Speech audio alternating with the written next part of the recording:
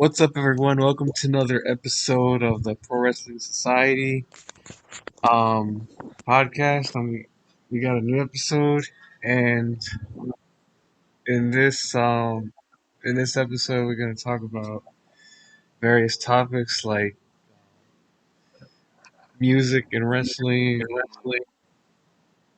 favorite moments, and legends dying, wrestling legends dying. So, um, at least that's what I want to talk about. But I don't know about you guys. But we got like two. Well, I know Blanca Boy's been here for quite a while. We got new guest here. So go ahead and introduce yourself. Wait, am I the new guest? I'm the new guest, right? Yeah, Oh yeah. Well, I'm Lou. You can just call me Iva for an easy reference. I'm from South Africa. I'm about 20 years old, if I'm not forgetting anything. Yeah, I've been a wrestling fan for quite some years now, almost a decade, at least over a decade, if I'm being accurate. Yeah, that's me. yeah. I've. How long have you been a fan of Blanca Boy? I've been a fan for think about I think the same too, like a decade. I've been watching it ever since I was 10 and really just liking the vibe of wrestling and um and having favorite wrestlers, watching WWE,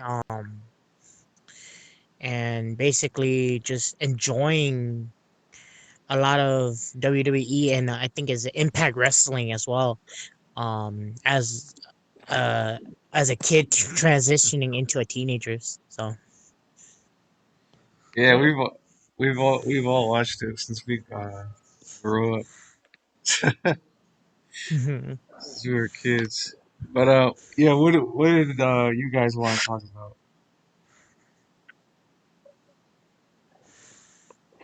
Alright. I I think we should get started on the topics you touched first, and then we'll move on to others. All right. hmm Um, I wanted to discuss the music in wrestling. I a lot of people they talk about the the moves and everything and the action, but I think people forget is um I feel like the least talked about um aspect in wrestling is the music. I think that's what music is what makes it more intense. Like it uh you just have more energy into it. Like it it adds color to the matches and promos and pretty much everything. Would Yeah. you agree? I mean, what do you think? I mean, like, yeah, that's true. As a wrestler, music is an important part because the type of music you put in your intro, of your entrance, when you leave an arena or when you enter the arena, it's a symbol of what you are as a wrestler. Take it as in like the Undertaker or Kane. Their music is based on horror. It's to scare the opponent. It's supposed to make the opponent feel a certain way. And looking at as a wrestler, the music is what makes you as a wrestler, like, who you are. So and that's one major aspect that I think a lot of people don't really touch on because it's not really a huge topic that people talk about. So yeah. Yeah, not Yeah. I al- go I ahead. I was also going to say, it kind of sets the mood for the whole audience that are there, that are watching, maybe at home, maybe in the arena. It just sets the mood for everyone because when, for example, when John Cena makes his entrance and then his theme song comes up, you just know that something, jolly, something fun, something energetic is coming up. And as William said, as soon as the Undertaker comes in and everybody is silent, and it kind of sets the mood for everyone in the arena to know that, okay, right now we are going in this match between these two people, and this is how we should all feel about it before the match begins. Yeah, now that you mentioned the Undertaker and Kane, gosh, I can't. I'll never forget the Undertaker's theme song. Ever since, like, whenever he made his entrance, he would play it, and the whole room got either they got silent or they had a huge uproar. You know, like, just it was powerful because a lot of wrestlers they uh they just walk to the ring, but it's not. It's really quick. Like Mm-hmm. they, but he takes his time. He it takes him Yeah, like 10 minutes to get there. But when he walks slow, but the way he does everything is just like you could just tell like this you know, guy's just not human at all. Like you know. Mm-hmm. And yeah, and and you have to look at a standpoint. It's not just the music, but look at his stage name. He's the Undertaker. The Undertaker is someone who he's basically like the messenger of death. And what he does is he plays that role very well. With the dark tone music, the dark room, the light showing him, the way he's walking, he makes it's basically like he's playing the character of a movie role.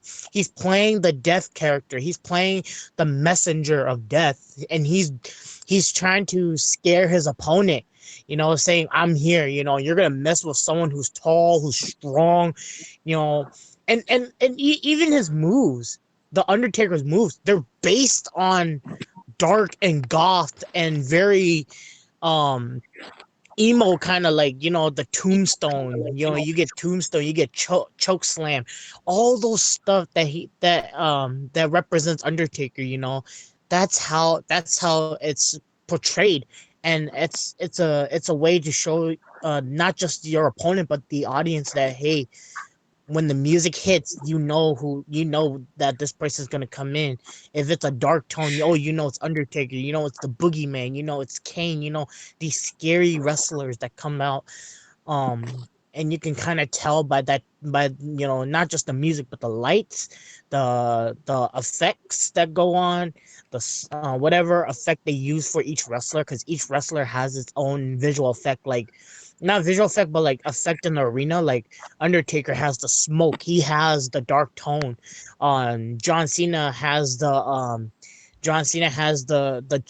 cheerful, jolly, mostly like heroic entrance in the wrestling community. You have Kane, who has fires through the four corners of the arena.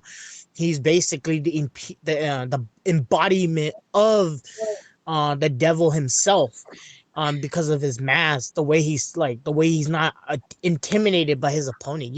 Every wrestler has his own theme, has his own um way of showing themselves to the audience and to the opponent. yeah. Well So I said. was going to ask, what are some of your favorite wrestling theme songs? And when I'm talking about favorite, I'm not just talking about which ones are favorite wrestlers, but I'm talking about songs that you would actually listen to outside of watching wrestling. The songs that are theme songs to WWE or Impact Wrestling wrestlers. But songs that you would take from there and just listen. Maybe you're driving to work, songs that you just plug in and listen. Do you have any songs like that? Yeah, I do. I love for one, I love the Undertaker's theme song. I Mhm. listen to that occasionally. Um, I love I love Sting's theme song from WCW. I swear those songs like they sound like they could be played in a movie or something. um, every now and then I'll listen to John Cena's theme song, um, Kane's theme song. I got a bunch of. I actually have a tons of people's theme songs that I listen to. Like I listen. I might listen to Edge's theme song.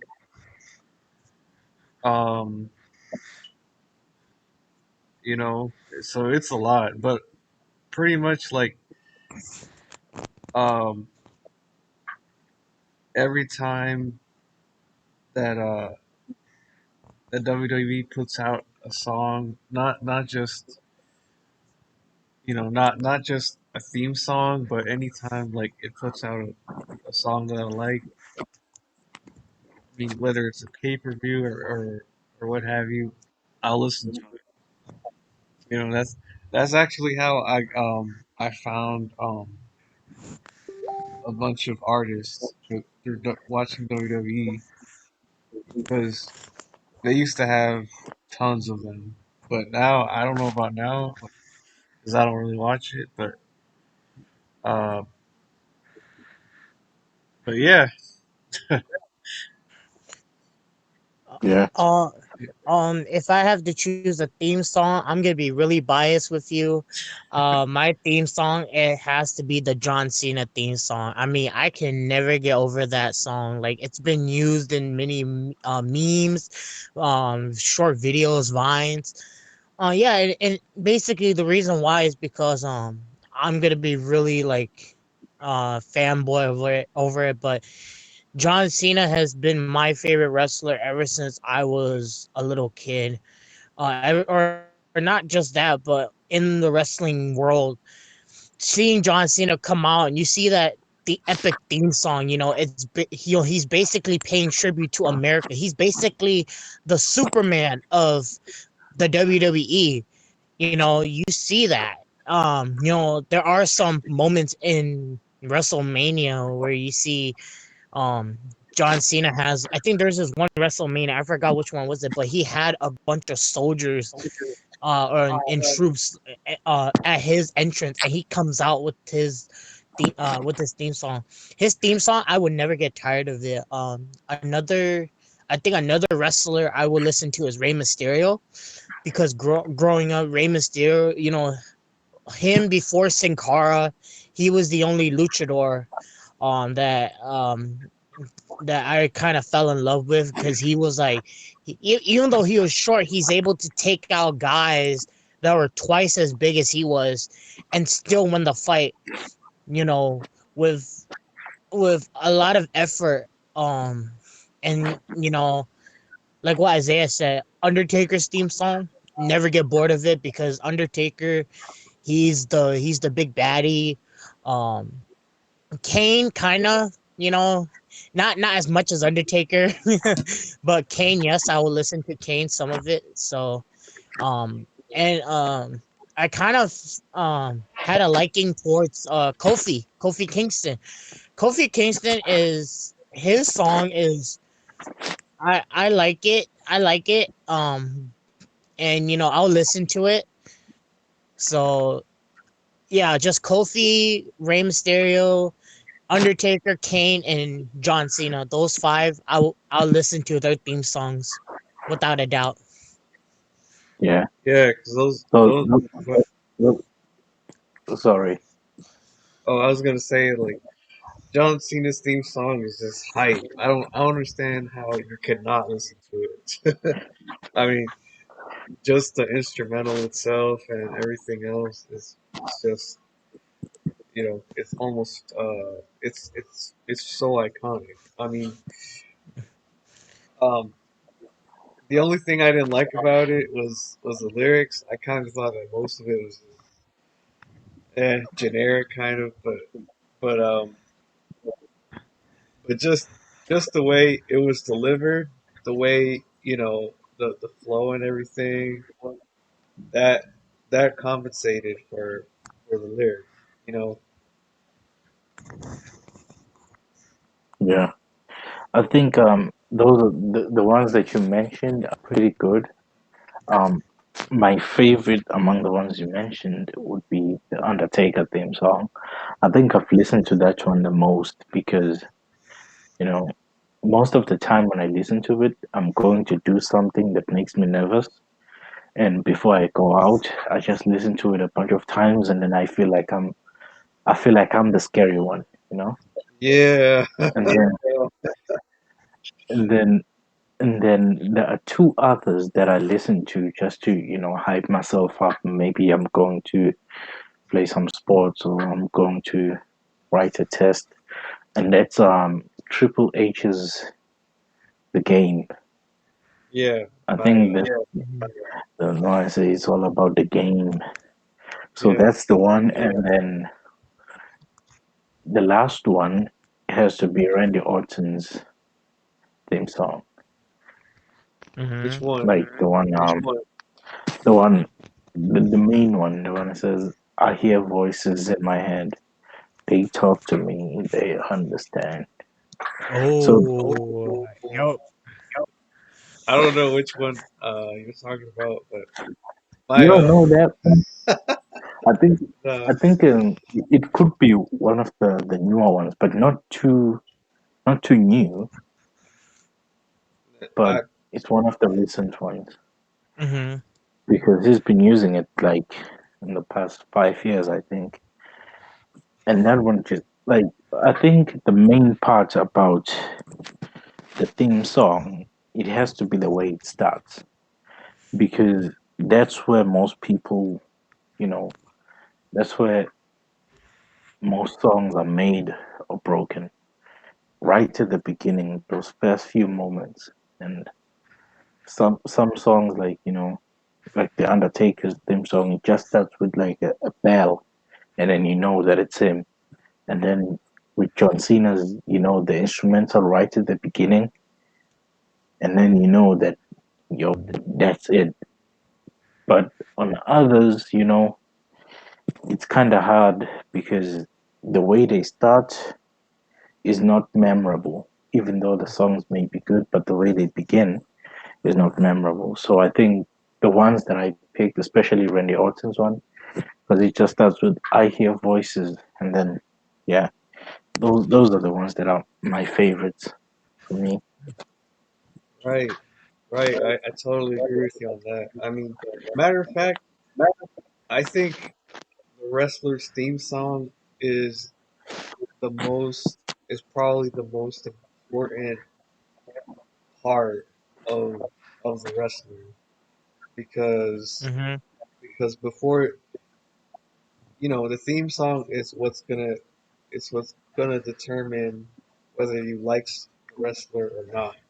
You know, because when before you see the wrestler, you're gonna hear the theme song, and if the theme song is not good, then that's gonna like take away, uh, the presence of the wrestler. It's not gonna give a good impression. So that's why guys like the Undertaker, Kane, all of them people, all these legends. Okay, so like I was saying, the wrestler's theme is probably like the most important part because that's gonna determine whether or not you like the wrestler. Like before you even see his or her gimmick, you're gonna hear the theme song, and if if it doesn't if it doesn't resonate with you, like if it doesn't get you hyped, then it's gonna give a bad impression. And it's you're not gonna like the wrestler like as much as you would if he or she had a good theme song. Like that's why all these wrestlers like Stone Cold, um, The Undertaker, Kane, they were memorable because of their theme songs. You know, Now you know I'm gonna fight you on this, right? you don't agree? I agree to an extent. Okay, why do you disagree? Do Are we recording it? Yeah, we're live right now. We're recording it right now. Okay, good. I don't think a theme completely determines a wrestler, but a big part of it does. Yeah, that's A big part of it does. yeah. I'm gonna tell you why. I'm gonna give you a perfect example. Do you remember Fandango? No, I don't remember. I don't even know who that Well, he was in is. WWE for a long time. He actually got released last week. He got released last week. When he debuted on the main roster, his music was over. Like people were singing his theme. And, his theme was cool, but when he got in the ring, nobody cared. When he did his promos, nobody cared. Hey, So, oh man. do you think that that's going to, make a wrestler a draw? Is he going to sell tickets? Is he going to, get eyes on the product? Well, I mean, no. Well, in By the that case, way, not to cut you off, I've worked in the wrestling business before, so I kind of have a little bit of a understanding with this. But go ahead, Isaiah. yeah. I mean, granted, um, yeah. Of course, you could have a great theme, and like you said, wrestler can still like everyone can still remember him or her for just for the theme, nothing else. But but yeah, the um, I'm basically saying that yeah, a big part of a wrestler's first impression. If a wrestler wants to make a memorable first impression, like music plays a big part in that. Um, but then the wrestler has to like make sure that he or she like um, has solid promos and moves and stuff and you know stuff like that. You know, in the old days, wrestlers sold tickets because of the angle, because of the promo, and because of the work in the ring. And honestly, the work in the ring was probably the least important part. Getting there was the part that drew the people in, and the finish of the actual match. So there were times where, you know, I'll give you an example. Bruno Sammartino. I don't think he had a theme, but he had a presence. He had charisma. He could work. And in the Northeast, back in the 70s, and when we mean the Northeast, we mean the general New York area, New York, New Jersey, and all states around. He uh, he was their biggest star. He was like Superman to them. I think he even had a comic book, and I think he wrestled a mock Superman as well. But he didn't have a theme. I know times were different before, but you know, now, yeah, a theme does help. I mean, there's a lot of garbage themes out now. I know you're familiar with Jim Johnston, right? No, I haven't heard of. He's the guy that made the themes for the WWE for like 40 years, 30, 40 years. You know, and he could give you pretty much any sound you wanted, and it wouldn't sound similar to something else. Yeah. And it's safe to say he's the best theme maker ever in wrestling. Why he's not being used like by other companies? Maybe it's price. Maybe they should just ask, "Hey, how much for a theme?" You know, Yeah. instead of going on YouTube and just getting an instrumental, a royalty-free instrumental that 50 other wrestlers are going to use, um, or they're going to use a popular song and risk getting a copyright strike or getting sued by the performer or the label. You know what I mean? Yeah. Yeah. Um, but it also depends on the company too, because I know there's some companies out there where where the themes just don't matter. Like just like they don't. I mean, they don't have the luxury of playing good music. And I know back then, back in the really classic wrestling, the themes weren't really that important because it just wasn't popular back then. But now in this generation, yeah, um that's when they started being important, like especially in WWE. But in other like indie companies, nah, it can't work. I don't think it can work there. Um, but but yeah, I think that in WWE themes are really important.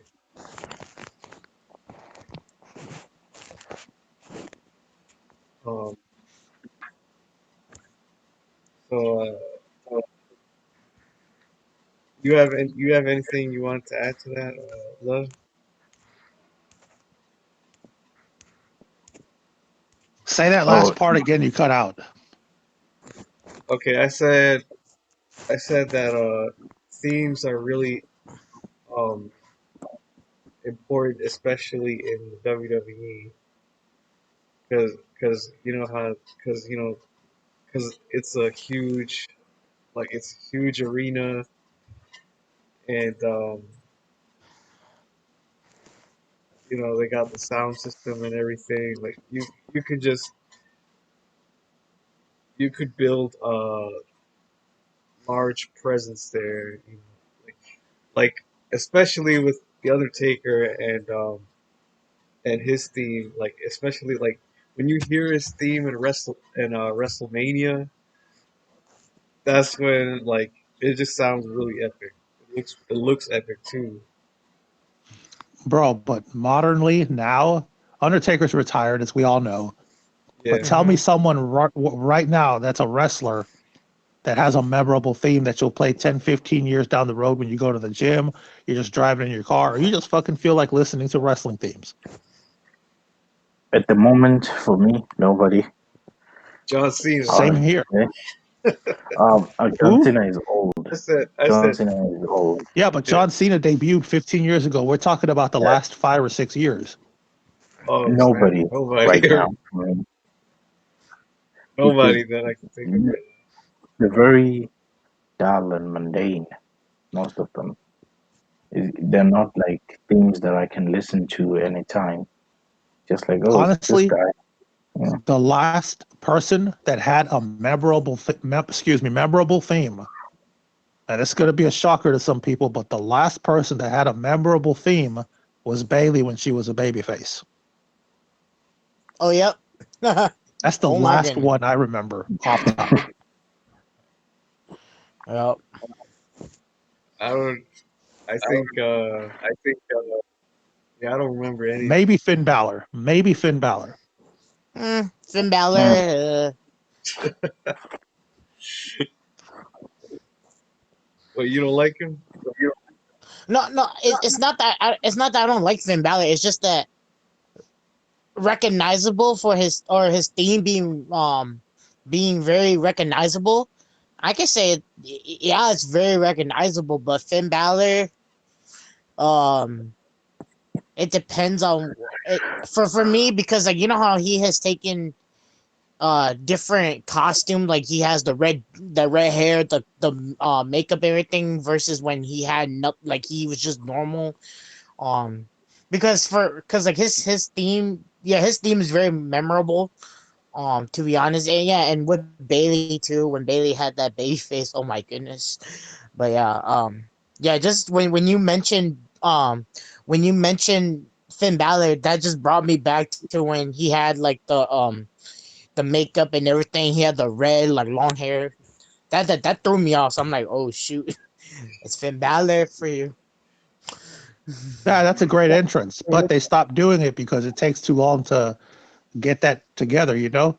Hmm. Considering that not only do you have to have your makeup done, your whole body damn near, you have to do promos, you have to do commercials, you know, whatever else they do back there. That's the only reason you don't really see it like you used to. And also, they have to be really careful about copyright because when Yep. he was in New Japan, he was doing, you know, like different Marvel, DC superheroes. And of Oh course, over shit. there, the copyright laws aren't as big as they are here. You know, at least that's what Hmm. I think. But Yeah, and as far as themes go, like really, I can only think of his theme and Bailey's when she was a babyface. Like uh, those are the only ones that I would probably play now. hmm. And the only reason I would play Bailey's because I like EDM. Oh, okay. And, and just looking at Finn Balor with his makeup, okay, this is gonna be like a total. This it's not gonna be a shocker, but I feel like Finn Balor was trying to bring that boogeyman vibe because the way his makeup kind of looked. Yeah, it's not as accurate as the boogeyman, but the way I see it, it's like boogeyman vibed. You know, like how the boogeyman had all that makeup on, all that tribal. You know, I think Finn Balor, when he had that makeup on, and with the red long hair and all that stuff, that I felt like that was more, I think, not a paid tribute, but to a reference to Boogeyman. You know, because you could see like you could see that dark red and black makeup. It's the same with Boogeyman with the black, the red, vibrant colors coming out. You know, that's what I felt from Finn Balor. You know. By the way, if you're listening to this for the first time, I am definitely going to be the heel of this show. So just to let y'all know in advance to the listeners. I don't worry. That would work for me. I mean, all podcasts need a heel. Yeah, but I was gonna say, what were your um, what were your favorite moments in wrestling? Bro, is this a 48-hour podcast? No, we just Yeah. started. Bro, Yeah, we're I'd just have to Well, sit here for days and list every single one well just because there's too many to count, dude.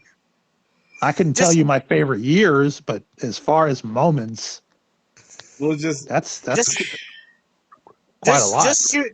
Yeah, just choose what's the memorable. What's the one you can remember on the top of your head?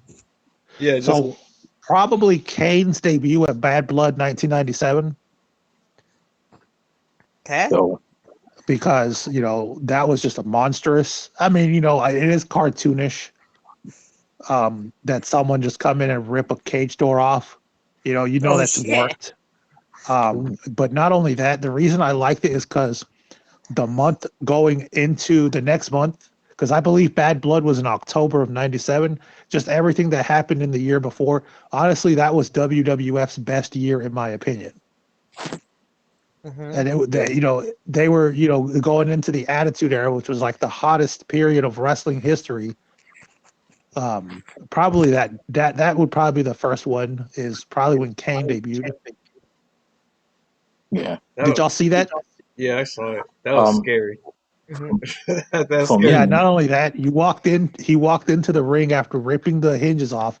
You see Shawn Michaels looking like a corpse because he's just knocked out and bloody to a pulp. Um, you know, it's that pay-per-view was very memorable for a lot of reasons. But Mm-hmm. that was probably, you know, that's probably my favorite moment if I had to pick one. Of course, Yeah. that'll change if I see other moments I've seen, but yeah, that would probably be it. Yeah. uh I have to go back and watch that one because I wasn't even born when that happened. no, no, I saw that on YouTube. Like, I was looking up some like top 10 wrestling moments, and I saw that as one of the related videos, and I watched it. Yeah, it was pretty scary. It was pretty scary. Like, yeah, you see Shawn Michaels on the ground. He's beaten to a bloody pulp, and you see Kane just comes in, rip the door, and it's like the devil had come into the arena, and it's his turn. It's like damn. If I ever fought this giant dude, I'd probably surrender because as like And it's you funny because the guy behind the mask is like one of the nicest people I've ever met. yeah, yeah. And But that's just Kane, great. That's great psychology, great work, like Um, like like you know how Kane. they always say that wrestling is missing a lot of casual viewers, meaning the ones that are not diehard fans, but they're flipping channels and they see, oh, what's this? Let's check it out, and then they become wrestling fans. And then when the product starts to suck, they'll start watching something else. They're not attached to it like some of us are. But Mhm. moments like that, like especially if you're a horror movie fan and you saw something like that, you're like, oh, who's this? Oh, he sat up like Michael Myers. Oh, Yeah, okay. yeah, like Kane. To be honest, Kane and Undertaker's one of the two best horror like wrestlers. Like, yeah, I can see Kane getting knocked out and he just wakes up like Michael Myers out of nowhere, feel no pain, has a healing factor, wakes up and beats the ever living crap of the opponent who beat him. And you can see just seeing Kane, yeah, like Kane. When you find out he's like the nicest guy, I'm like, what the heck? So in the ring, you're a different person, but in your casual life, you are this nicest guy who you help out people. You do all this, and just like in the ring, you're the demon. You're like the devil. You wear a mask, See, and even without, it's all performance. You know what I mean? yeah, That's what yeah, kayfabe was. You didn't know if the guy was really like that or he was hmm bullshitting. and Unfortunately, the business has been exposed to the point where if someone's doing something for real, everyone thinks it's bullshit anyways. yeah, it's like if the person is a jerk, they'll think, "Oh, he's the nicest guy in the world now." He's not like that. But in real life, you meet him. Like, I think CM Punk was like, he was kind of like that. He was very douchey. He was very this and that, and it did bring over in reality too.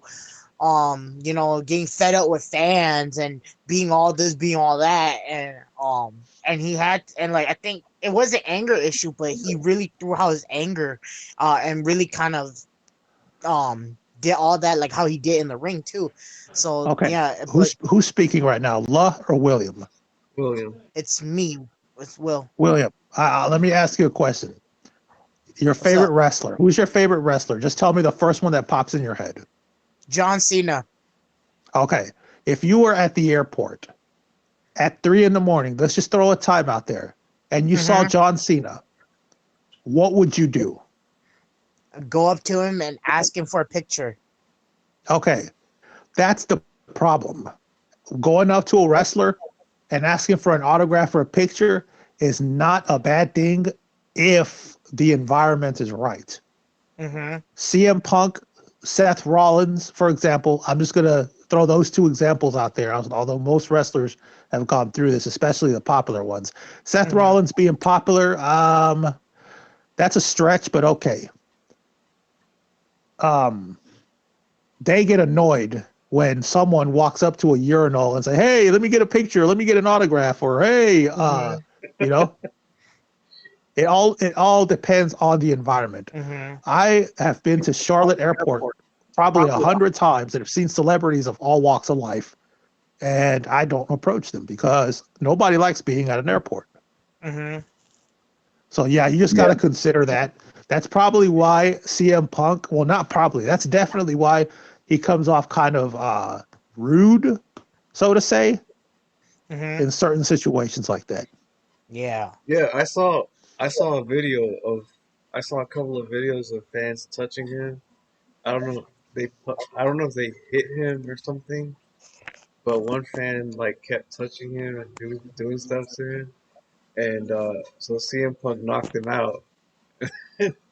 And, Yeah, I mean, you gotta know your boundaries. I mean, back in the Hmm. '80s, especially in the NWA, if you were a heel before kayfabe started being exposed, you you sometimes, if you were a heel, had to run out of the arena because fans were chasing you dang, and they Yeah, wanted to cause you harm.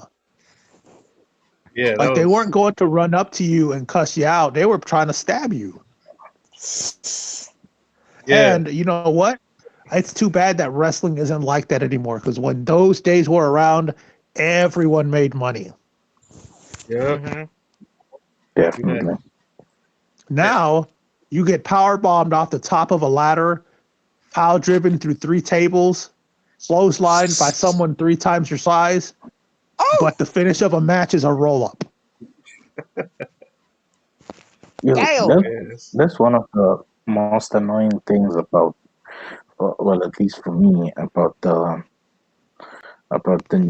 new wrestling, especially in WWE, because like most of the fights, they don't even live up to the to the standards. It's either, instead of making both wrestlers, instead of writing it out as making both of them do incredible things, they will just make the one they want to lose, they will just make him lousy for that fight, Hmm. for that whole fight.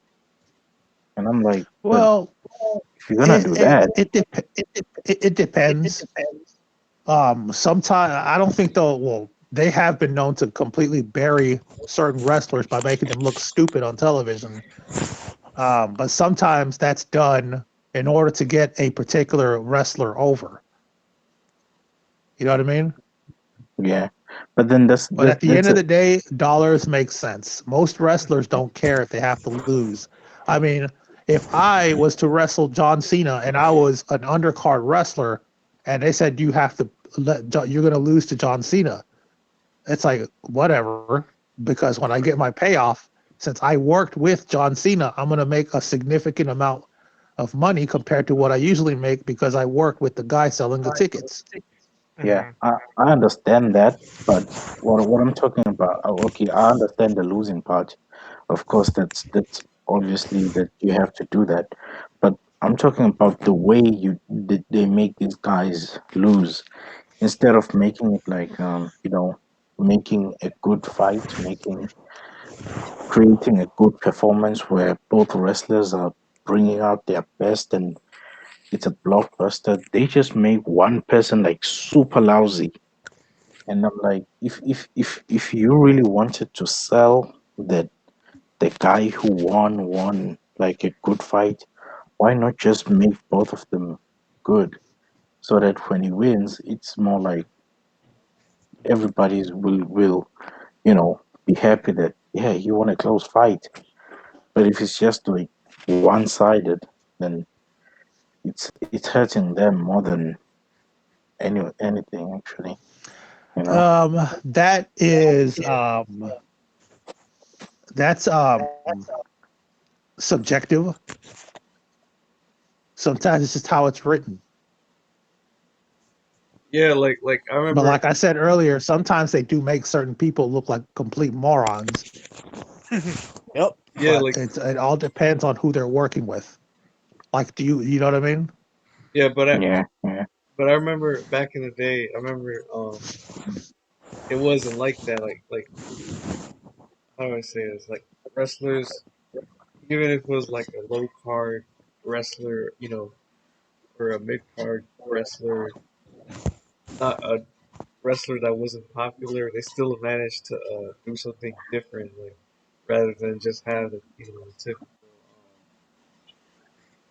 typical match that people wrestlers usually have. Like I remember watching There was one night Bobby Lash. It was Bobby Lashley versus Finley. Bobby Lashley, like there was one time where he got so tired of Finley cheating that they brawled outside and they went to the parking lot and Bobby Lashley tried to kill him with the SUV. He put him on the ground and he tried to push the SUV on top of him and crush him to death. And all the referees they're trying to like hold him back and everything, and they're trying to like stop the incident, and they're trying to like uh trying to rescue Finley, and that was wild. That was just, oh my gosh, But that's shocking. performance, bro. Mm-hmm. If someone did that for real, they'd be going to jail. Oh, Yeah, but I like how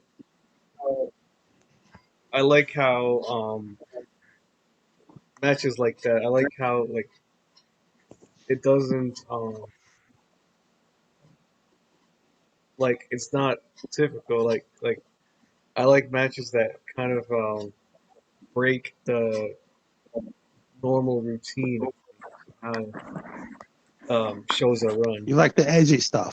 Yeah, Did you watch Friday Night SmackDown where Rey Mysterio fought your favorite wrestler Roman Reigns in Hell in a Cell?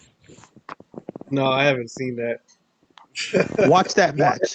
That was an excellent match because it looked like Reigns was really beating the shit out of Rey Mysterio, and it looked like Rey was beating the shit out of Roman.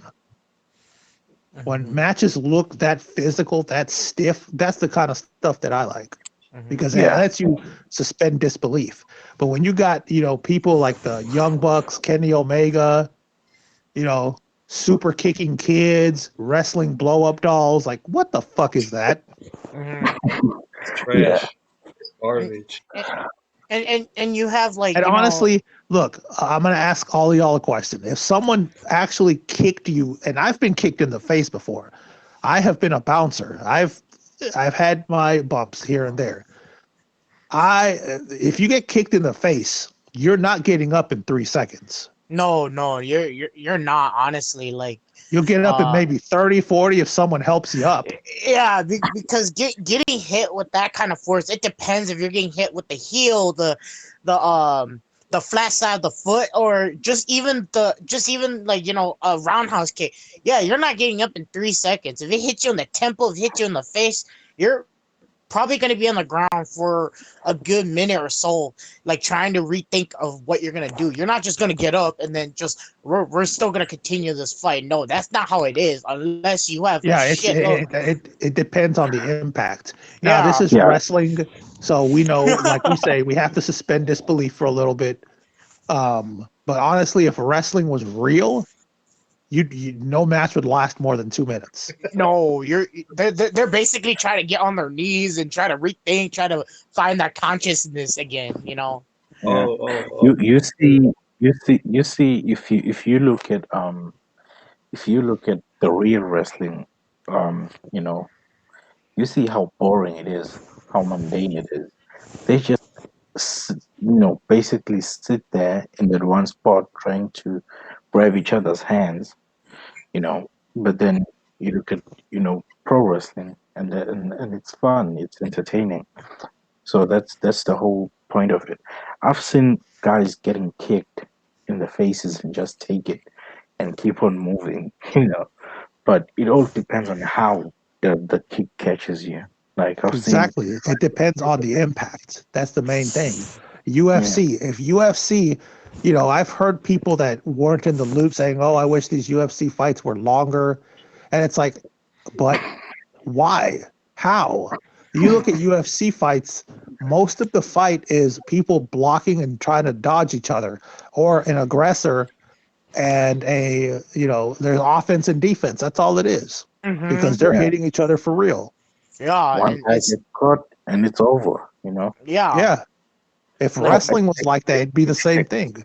Do you it, think Except for some of do the you think guys. if a pile driver, if someone was pile driven for real, They're and they didn't have their neck broken or suffered like brain damage or whatever, if they were pile driven for real, they would not be able to wrestle for a while. yeah. Yeah. Like to be honest, just seeing Undertaker's tombstone.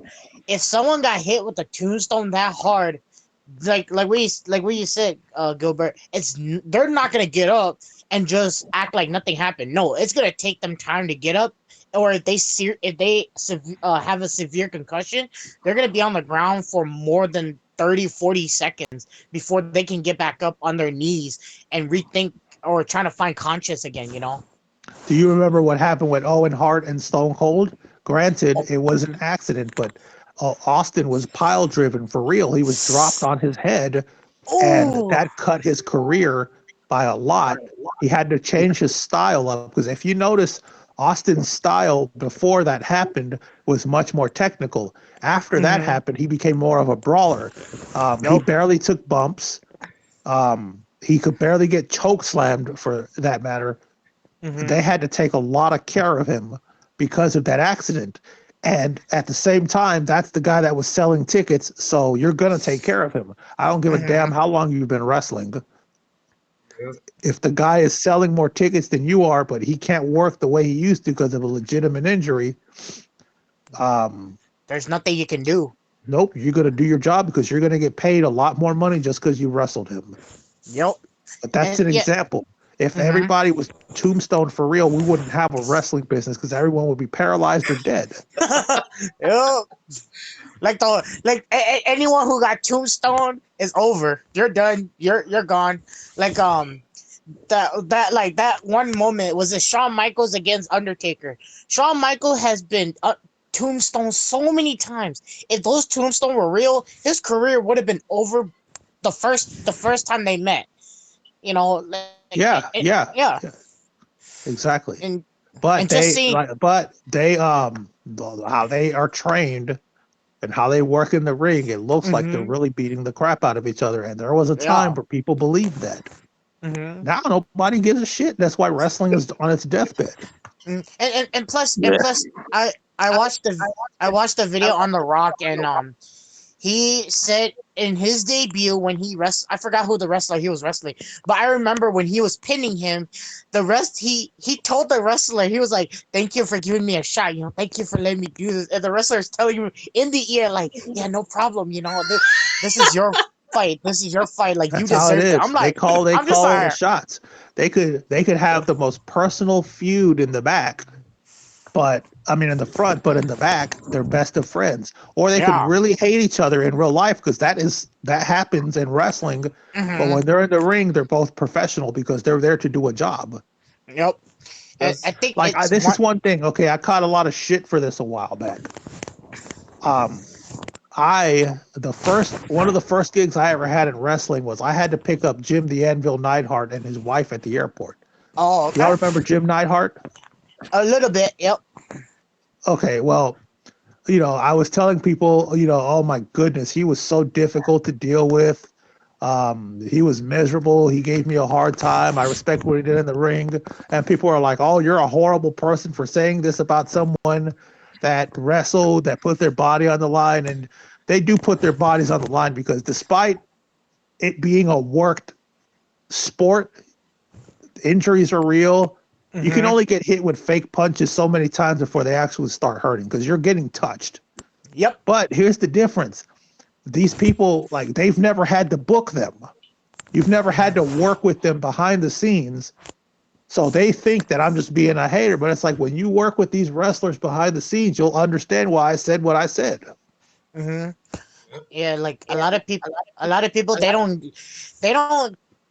they haven't stepped into your shoes. You work with wrestlers. You've seen how they are. They may be one way in the ring, but they're another in reality. Like if they seem like the nice guy in the ring, but they're actually like a douchebag in the reality world. You know how they tolerate with other people, and if people can't see that, sucks to suck. But you don't live in my world. You don't see them how Look I at see them. look at Ultimate Warrior. Now, I'm gonna be honest with y'all. I never gave a fuck about him. Like I was never a big fan of his. I'm just saying, like as a wrestling fan, not personally, I just didn't give a fuck about the character. Mm. But Me he, neither. you know, he used to always do his promos. Um, the kids loved him, but he was a fucking asshole in real life. Oh damn. Like he was a toxic person. Like I've seen some of his shoot interviews, and it's like I'd never want to be around this guy. I'd never want to associate with him. If I was ever at a convention or a wrestling show where I was actually working it behind the scenes, I would not want to deal with him. I would probably walk the other way unless whoever's paying me to be there says, "Hey, you have to do this with Warrior." Oh, fuck. Okay, whatever. Get it over Mhm. with. Mhm. Yeah, I'll tell you. I'll Like tell you. you know, he laughed. There was a guy in WCW called the Renegade, and you know, it was a ripoff to an extent of the Ultimate Warrior gimmick, and that guy killed himself. And when they brought it up to Warrior in a shoot interview, Warrior laughed. What the hell? Dad, that's He that's some laughed. dis that's some disrespectful shit right there. Someone You know, kills look, himself. it is, but at the same time, I appreciate the fact that he didn't just say, "Oh well, I'm sorry for his family" and blah blah blah. I respect Mm-hmm. people who, you know, tell it like it is, even if it's something absolutely horrible. Mm-hmm. Um, Yeah. and then also when Bobby Heenan got cancer, he laughed at that too and said he deserved it. That those two guys hated each other for real. Hmm. Mm-hmm. Yeah. Yeah. Hey. I was going to ask, what do you think about the romances that start in the wrestling companies, like You're taking a internally? risk. You're taking a risk. Yeah, like with Chris You're taking a Benoit. risk doing that because Oh, especially in WWE, you know, the brand splits. You could be dating someone, and then they're like, okay, you male wrestler or whatever you're dating, wrestler number one, you're going to Raw, and wrestler number two, you're going to SmackDown, and it could be months before you're together full time, and you might see each other once every 3 or 4 weeks if you're lucky in person. Mm-hmm. Mm-hmm. It's risky. There's been so many yeah. cases of, you know, and it's actually very taboo for a wrestler to hit on another wrestler's woman, boyfriend, vice versa, whatever. But it Mm-hmm. still happens. It doesn't happen very often, but they've always said don't ever bring your uh, significant other around the wrestling business. Yep. Yeah, Yeah. like Okay. What are some of the? Are there any fake romances that you know of that? Oh, all the time. Do you really think that Trish Stratus was dating Vince McMahon? Okay, not that one. Oh, Oh my god. Oh. I'm talking about, are there any romances that were like pushed until people were like, they were like, at the point where they were married, but it was still all fake? Like, do they ever push things to that limit? Oh yeah, Edge and Vicky Guerrero. Oh that yeah. was nasty. Oh That, my that, that's that, gosh. but that wasn't what really happened. Mm-mm. It's all I an know. angle, but there's also the real part. Do y'all remember the love triangle between Edge, Matt Hardy, and Lita? Oh yeah. I Yep, heard that about was That that heated. actually one. happened in real life behind the scenes, but Oh they turned shit. it into an angle. But that really happened. Wait, She hold on. actually cheated on Matt with Edge. Oh my Oh shit. god. Oh my god. Mm. That, But that must have been a crazy time when they had to act all that out after it had just happened. But like I said earlier, two wrestlers could hate each other in real life, but when they go to the ring, they have to be professional because both of them have a job to do. Yep. I And they know. and I would they have don't told the they writers for and themselves, they to get be honest. paid and they get paid big money for it, you know. Sometimes they get paid big money for it. Mm-hmm. Yeah, and I I know. would have told the writers to go and screw themselves if I was mad at that point. you know, I know. I know. I was Look like, up that story. It's a long, diluted story, but you could just YouTube it. It'll tell you yeah, everything about it. But that happened for real. Yeah, I know. I think. Oh. I know. Um. I know Kurt Angle, he stole Jeff Jarrett's wife in Impact Wrestling. I was like, Jeff Jarrett. I don't yeah, know that whole story. I don't know that whole story, but Jeff Jarrett married Kurt Angle's ex-wife. I don't know if he stole her. I haven't really researched into that, yeah, I heard. but I think um, Oh, go ahead. no no yeah, no. it may have happened. Who knows? I think one romance I remember was it shoot I forgot which Bella dated John Cena, and then you know how, yeah, like what you say, you're not supposed to bring your significant other into the fight. I That's when they're remember, not in the business. Yeah, yeah, let me clarify but that. you know how like the Bellas, they have their own reality TV show too, you know? Yeah. Yeah, and they were arguing about some shit, and then you have Daniel Bryan who's dating one of the Nickies, and you have John Cena who's dating the other Nikki. They're both, it was like some kind of feud that I remember where they're arguing, and then the boyfriends, they go in and they have at it, and Daniel Bryan beats John Cena, I think, injuring his neck, and like John Cena had to be put into something, and then the Bellas had a argument over it, and I don't know what Okay, the that's feud all was. bullshit. Oh, that's all bull. Okay, then I'm just like, Because if Daniel Bryan actually injured John Cena, Vince McMahon would have fired him. Yeah, I'm just like, damn. Yeah, Um, Vince would have actually fired him if that happened because that's one of Vince's cash cows. yeah, And I also, always, Vince did not like Daniel Bryan at first because Daniel's a small guy. Oh yeah. I always look at the Bella twins. Like they are the Kardashians of the wrestling world. If they were the Kardashians of the wrestling world, they'd have a lot more money than they have now. Mm-hmm. yeah. All I know In Yeah, is what probably. context do you mean they're the Kardashians of the wrestling world? I mean, I'm Because every talking time about. I see Kim Kardashian, she's sitting getting interviewed, or she's laying on her bed on the phone, or sitting on the couch complaining about something to her family. Oh no, Yo, I'm just talking about the the divaness and the relationship that they have between themselves. I I mean, mean, they're so both reality TV stars, if that's what you mean. yeah, yeah, Yeah. but not like the money or the business or the business because like Kim Kardashian has actually good business skills. She's good at making money, Kim whether I like Kardashian her or is the not. epitome of sex sells. yep, Oh yep. And I'm yeah, not mad at her for that. and she's She good at music. literally became famous for getting fucked in the anus. She's worth Eh, over yeah. $1 billion. I'm not mad at her. I mean, I hey, can't she's be mad at her yeah, because she's getting her own. and, yeah, and plus being one of the, like, she's she's like one of the most like popular sex symbols out there too, you know. So yeah, and Yeah. that was actually smart on her part to get implants. mhm. And I mean, people can say whatever they want.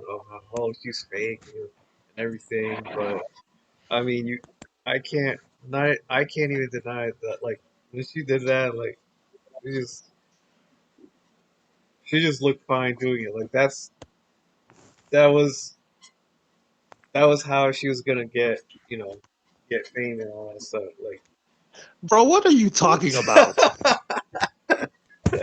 I'm talking about. Okay, so you know how Bro, if she became a billionaire because of implants, I'd be fucking getting implants myself. no, that was no, that of course that wasn't the old. That's not the only reason, but that was a big part of it. Like, and yeah, and the other part is, you know, um, other stuff. But we're kind of getting off topic. So all right, so what was I gonna say about that? Okay. Um, I think since you- oh you're going to say something. You're going. No, go ahead. I was gonna say, like, oh, okay, the romances that I would actually I think romances are like I think um they can be done right, but I think a lot of them are just I'm not a big fan of them, but I think the romances that stood out, You, like I said, bro, it's all a risk. It's yeah, all a risk. You are risking because if you're dating, let's say us, let's say one of us were dating a really, really beautiful wrestler, an athlete, great looking body over with the crowd, and you look like one of us, you're taking a chance at someone better looking, and she can tell you all she wants. Oh no, I'm all for you. I love you. Blah blah blah blah. People have changes of heart. That's why I'm saying Mhm. you're taking a risk. I yeah, mean, if I looked like I did and I was dating a Bella twin, and she said I'm leaving you for John Cena, I'd fucking leave you for John Cena too. Look how all the money he makes. And yeah, like and being in the wrestling business, like you're when you're dating, when you see normal people when they like how to say it when yeah, it changes people because of money and because of profession and your work. Like you meet different people too, and you meet better looking like wrestlers. Most of the guys wrestlers, most of the girl wrestlers, they look like they're not body built, but they're like built to like look attractive. And seeing that, and it's like what you said, Gilbert. It's taking a risk because not only is it gonna jeopardize your life, but it's gonna jeopardize whatever is out there too. Like when you have fame, money, and all that stuff, popularity, you may like people who are in the wrestling business may change who they are. Like someone who started a couple years ago is not gonna be the same as in the future. They may change over time. Yeah. yeah. And I also wanted to Um, ask, um, what are your favorite romance storylines? I'm not a huge fan of those, but I would have to say probably Triple H and Stephanie at the beginning. Now I don't give a fuck about that storyline, to be honest. It's gotten old, but probably at Wait, the beginning of that one. I liked McMahon and Trish Stratus in 2001. That was pretty funny. That had some funny moments. But yeah. I've never been a huge fan of, wrestling romance angles, to be honest. No. I Um, mean, Eddie um, Guerrero in China, that was awesome. for me, I'm what you would call a hopeless romantic. You know, so Yeah, all the Trust me, fake brother, we're ones. all hopeless. hey, Yo. So for me, all the fake ones, I don't like them. You know, I just don't mess with them. But the real ones, like the ones who are actually couples, yeah, those are the guys that I really like because it's not just a story; it's I the mean, real thing. it's just like the movies. If Mhm. it's like a real life couple, when they have to do their part, it's going to look more real because they're actually touching each other. Yep. Yeah, Yep. yeah. yeah. I would. So Like if I'm in a movie for and me, I'm dating the actress and we have to do a sex scene, when her boob goes in my mouth, her boob is really going in my mouth. Mhm. yeah, But if it's a movie and I don't have anything to do with the actress, Nope. it's going to be simulated somehow. Mhm. yeah. Yep. I So think that if I was, titty might be a damn orange that's computer generated to look like a titty. Yep. ooh, I think if I was an actor and I had to do like a sex scene, if a TV was supposed to be getting in my mouth, I would protest. I would protest so that an actual TV gets in my mouth. Hey, um, Like if I had to do that, if I had to do a scene, you got to be really, really careful. And of course, they're professionals, so they'll be told what to do. But Mhm. you can get in a lot of trouble if you cross the line, you or the person you're doing the scene with. Yep. Yeah. If it's not consent, or if it's not like, if the other person you're with doing that scene does not give consent or does not want you to do it, and yet you still protest, it will cause a lot of damage It'll to get you not in a just, lot of trouble. And that's actually yeah. happened. If you're Yep. going to do Oh a yeah, scene with a yeah. woman that you have no romantic involvement with in real life, Nope. and she allows you, she tells you, okay, part of the scene, you're going to grab my thigh, but you put your damn fingers up her ass, you're going to get in trouble. Yep. Mm. Oh no, I wasn't talking about forcing it. I was just Oh, no, going no, no, to. no. I'm just saying, Oh, though. I'm just saying, be professional. yeah, you have to be You got professional to be in very those careful. things. You got to be very careful because your career will be over Mm-hmm. if you do some shit that you're not supposed to do. You know what I'm saying? Mm-hmm. Yeah. Yeah. Yep. So for me, the favorite romance was. I haven't been much of a fan for very long, so I've seen very few romances. I think for me, my favorite would be the one between who's that guy, Dean Ambrose, and that commentator Renee. That would be my favorite. Yeah. Huh? Mine Okay. would be She seems like like a very nice person, a very fun person to be around. Mm-hmm. Yeah.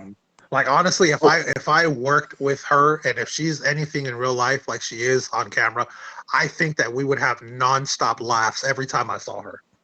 oh yeah. Mm-hmm. Like if you um listen to their podcast, oh yeah, they are crazy like that, both of them.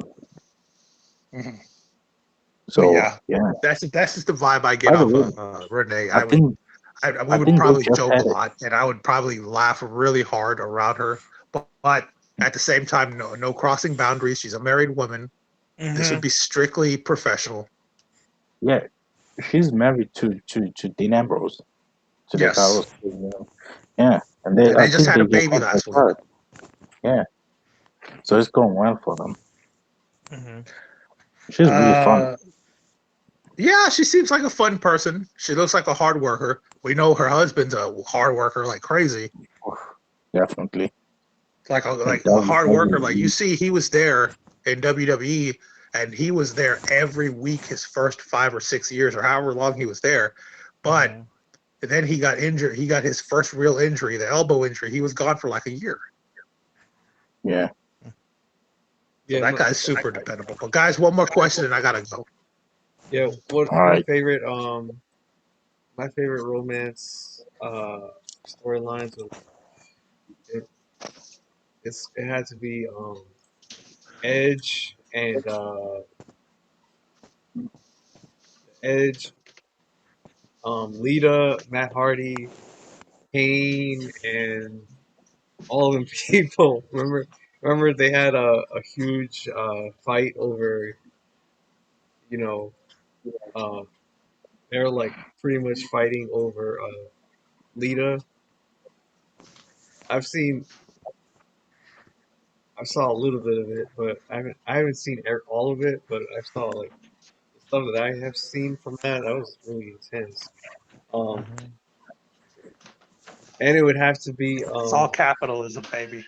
That's yeah, all it is. They took a real life thing, and honestly, they didn't even want to do that dang. at first. But yeah. All right, but one more question, brother. I gotta go. All right, All right. Y'all continue without me. okay, all right. Anything else? Um, no, I think that's it for now. Okay.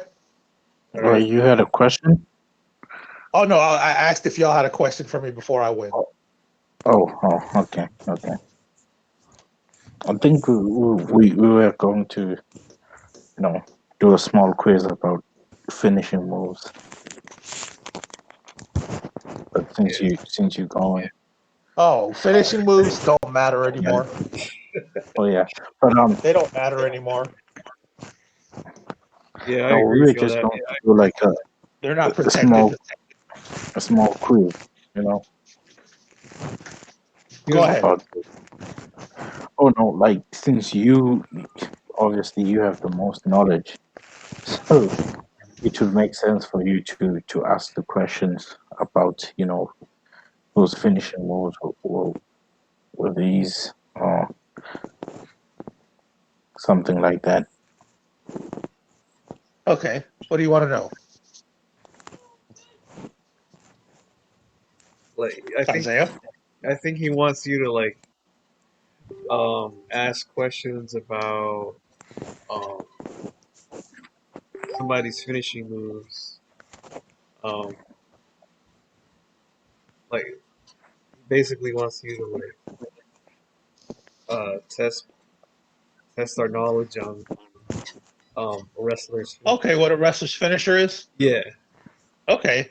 We'll start. What's the name of Finn Balor's finisher? I don't even know. Wow. Yeah, that's a really bad one. I don't know it. Coup de grace. All right, next one. Oh man. What was Triple H's finisher before the pedigree? Oh shoot, you. I was like the pedigree, but right when you said before pedigree, dang it. I don't even know. We got I that wasn't wrong. born yet, so I have a good excuse for that one. Well, it was the cutter, the diamond cutter. I guess they call it Damn. something. The RKO, whatever that, the cutter finisher, Oh, the ace cutter. That was the yeah. first move he used when he debuted. In WCW, I don't know what his finisher was. He may have used a variation of the pedigree. I got to go back and look, but Oh, okay. Yeah, that's crazy.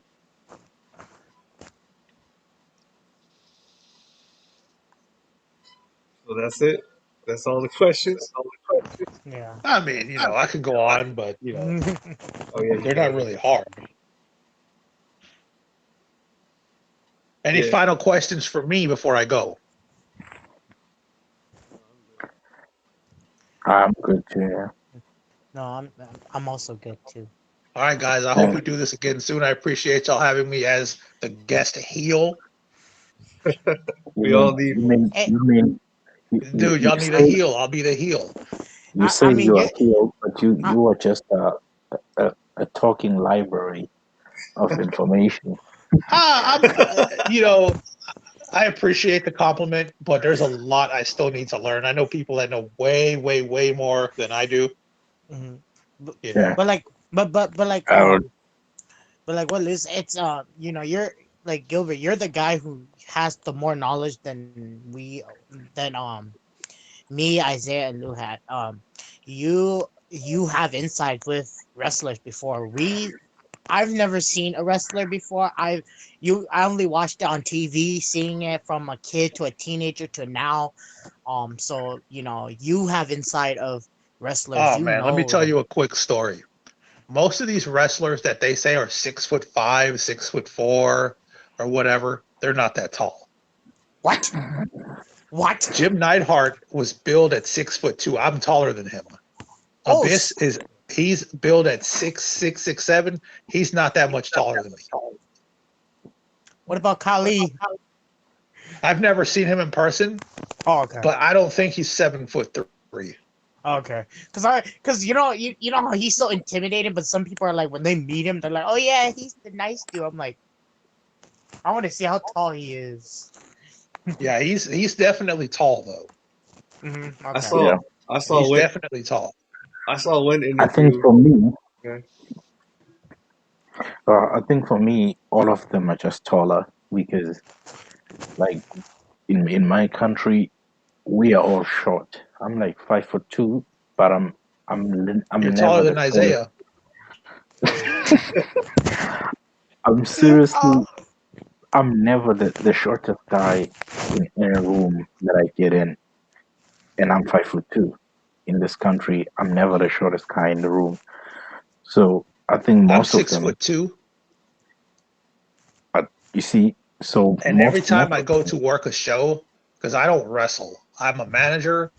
I do the yeah, stuff behind the scenes. They think I'm one of the wrestlers. Oh snap. yeah, And it's funny. I've met many wrestlers in my life. I've developed friendships with some of them, and I'm not a fanboy or a mark. So I like regular people to me, and I get some respect for that. Okay. Yeah. But it's okay to be a fan. That there's nothing wrong with being a fan at all. Just Mhm. I don't don't approach think CM Punk at the urinal. No, I won't. Sure. I don't think He, I'd ever be a huge fan of any wrestlers if I met them. They don't And interest I've me been that fans much. of wrestlers before. I've bought their merch and everything. But you got to be very careful with that because sometimes your heroes could be complete jerks. You know yeah. what, Yeah. Isaiah? I'm calling you out again, just like I've called you out throughout this whole episode. I'm calling all Oh, three of y'all oh, out. oh, snap, it's World Yeah, go Star. ahead. Our next debate, I have a suggestion for our next debate, and it's gonna take a while, Oh, but we that's should right. debate why Roman Reigns is great. Yeah. Yep. I still gotta prepare for that. We did we did some of it before, but that it was like a sneak preview. We gotta do the full debate. Okay. So what is the question? Oh, I mean, what is Why the? Roman Reigns is great. Uh, so wait, who thinks between the two of you, who thinks Roman Reigns is great and who thinks he's not? I think Roman Reigns is an excellent wrestler. I think he's Yeah. garbage. I think he's pure garbage. oh, There you Bro, go. oh snap! Oh snap! bro, We got some debate on here, man. bro, Yeah, that's what it's gonna be. are you serious? Yeah, like Are like you I'm I'm serious? I'm just gonna be in the background just eating popcorn, just be Michael Jackson eating popcorn, be like, this debate's going well. Oh, it's gonna be fire. Oh yeah. yeah, I have to be there. Come on, bro. Garbage, Roman Reigns. Come on. Damn. And then you're gonna tell us why you think he's garbage, bro. And I Yeah. hope you have some good answers, Isaiah. like Yeah. like what I said, I'm just gonna be sitting here just listening to you guys like bickering, and I'm just eating popcorn. Like, yep, this is a good show right here. It's better than wrestling. I'm watching these two talk about this one superstar. He's bro, bro. He's my tribal chief. He's your tribal chief. You're gonna do what he says. You're gonna do what I say. You're gonna do what both of us say. I'm gonna do what he says. You're gonna do what I say. You're gonna do what he says also. Okay. I Gotcha. am all for Roman Reigns, bro. By the way, that was the manager in me. Oh Yeah. damn. See about Yeah, I've managed. I can cut some good promos too. Pick a wrestler and I'll cut a promo on them. Oh shit. But we'll save that for the next episode. Yep. Yeah. all Let's right. make sure to say that. All right, man. All right, guys. It was nice talking to y'all. Make sure y'all send me friend requests so I can add y'all. Gotcha. All right, All no right. All right, problem. have a good night, fellas. Yep. You You Good too. night. Isaiah Roman's the greatest. Good night. no, you trash. He I wipe no. All right. So what was I gonna say? Dang, I forgot. Okay, you guys want to do a short quiz? Yeah, go It, ahead. it won't uh, it, we it we won't be could. as deep as the build bet, right? So I'm gonna name a wrestler, right? And you are going to have to name, like, every wrestler has two big finishing moves, or three Mhm. sometimes. They have their main one, which is like the big thing, and then they have a secondary one, which they use usually. They don't get Mhm. the three count on that one. Okay. So I'm gonna be naming a wrestler, and you're gonna name both of the both of the both of their big moves. I don't know if I can name both of them, but if I know one of them, then I'll be the I'll say it. But until then, if Yeah, it's sure both, thing. okay. Okay, so we can start with John Cena. Oh, Right? oh, that's an easy one. You got the attitude. You got the attitude throw off the shoulder, and you got the five knuckle shuffle. Yeah, Mm-hmm. simple, right? And Yep. then Brock Lesnar. Brock Lesnar. Oh shit. Minneapolis. What the hell? um, Hey, that dude's from Minnesota, so I'm trying to get where he's at. What the hell? you try to represent. Hey, I'm trying to represent him, okay? Because I'm from Minnesota, so he's from Minnesota. You mean like you figured if you can't get all his moves right, then you just letting your hometown down. Yo, no, because I never, when I first saw Brock Lesnar, I never liked it. He was more of the animalistic, type of wrestler. Like I never had a fond for him until, like, I started watching more of his matches and just seeing him being, all good. And I'm like, okay, okay, I can grow with this, Yeah. I don't. So he Um, has two big ones. Like they're very popular. Yeah, I The don't. hint is that one of them he refers to one of them as a city. Suplex City. Because oh, yeah, Suplex City. Okay. Yeah. The other one is yeah. I think it's Windy City. No, Uh, definitely not. I don't. Okay, I don't. It's I only know Suplex. Oh, the it's the F5. F5. Yeah, the Yeah, F5. How did I not they know carry. that? Okay, this one is simple, but I think you'll forget it. Randy Orton. RKO. Yeah, and the secondary. Secondary. Ooh. Secondary is gonna be hard because the RKO is his most iconic move. But what's his secondary move that he used? That Yeah. would, I don't even know. I don't remember. The only move that I remember is RKO. Okay, so for Randy, his secondary is a DDT on the ropes. He puts the guy on the ropes and then he gives him a DDT. Oh yeah, yep. Okay, I remember. He's Yeah, because he's the Viper. Yep. You know. yeah, yeah. All right. Do you guys have any ones that you want to ask me? Quiz me on? Okay, I got one. What about I don't know this one fully, but what about Rey Mysterio? Hmm, yeah. 619, So Mm-hmm. Frog Splash, Oh, Hurricanrana. okay. oh Um, Damn. yeah, um, these are very simple. yeah, I think those are the three Mm-hmm. main ones that The he the uses the mostly. the the most iconic, to be honest, is the 619. Like Definitely. that's that's his most iconic out of all the moves he's used. yeah. Cause I that's think right. isn't it on his theme song too? Yeah, I think so.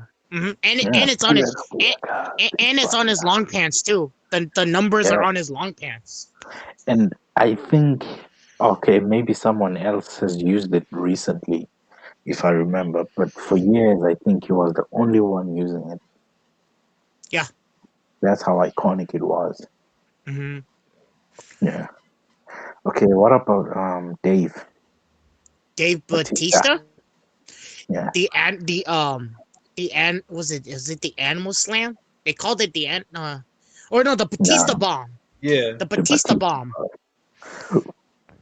which is basically, wait, what is the actual name of the move? Can't remember it. It's a power bomb, I think. Yeah, it's just a power bomb basically.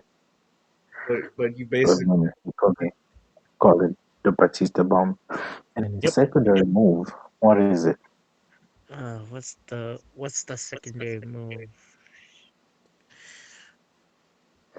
I don't remember. It's the same one Triple H uses. The Oh, pedigree.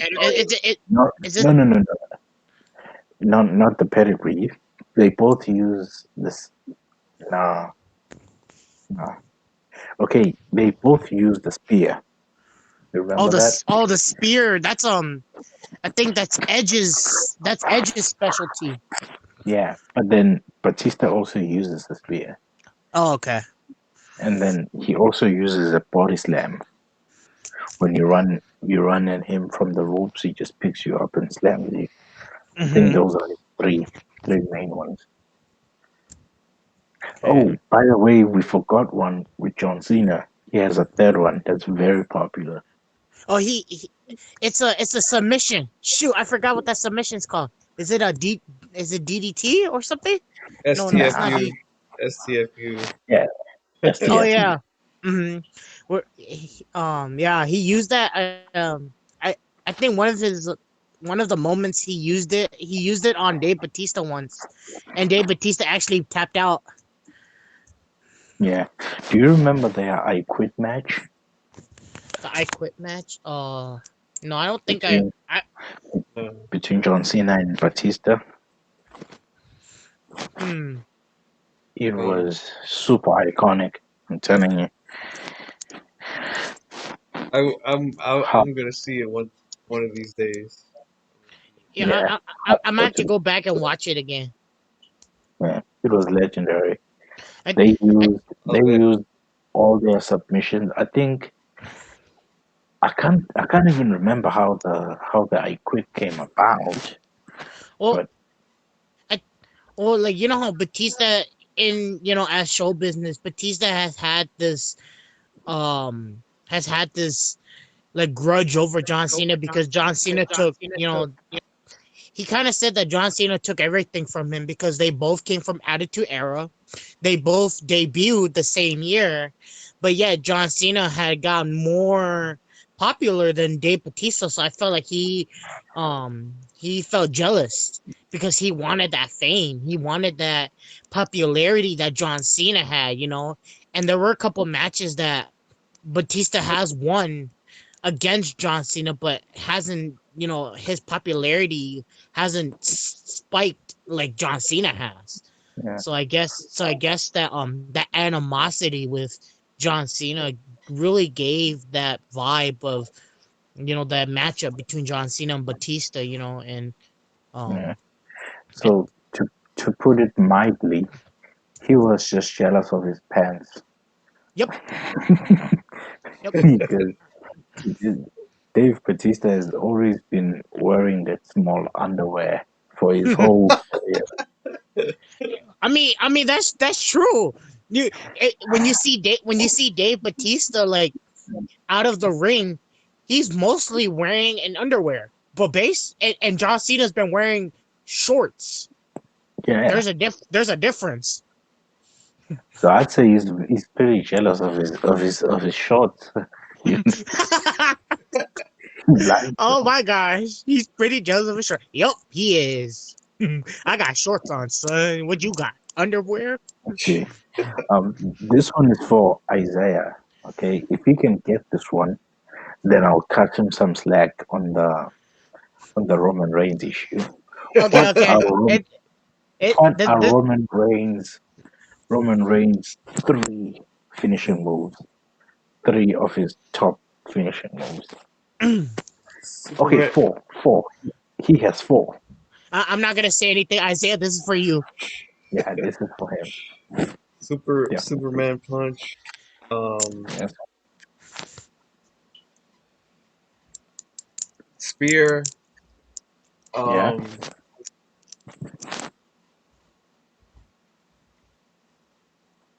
Samoan drop. And yeah.